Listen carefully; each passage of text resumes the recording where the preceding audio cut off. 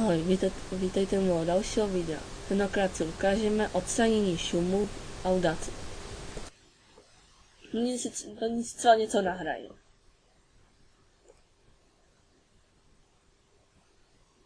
Jenom čistý šum. Jenom čistý šum. A já to teď odstraním. Dáme efekty, odstranění šumu. První to vlastně tady vybereme kousek šumu, odstranění Get Noise Profile, nyní to vybereme celé, dáme zase odstranění šumu a dáme ok. A šum se ní odstraní. Žádný šum není. Jenom čistý šum. A není tam žádný šum. A tak si můžeme asi vystáhnout.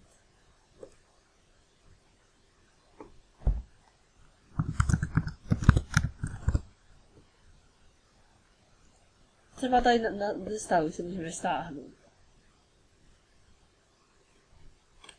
Odkaz dám možná i pod video.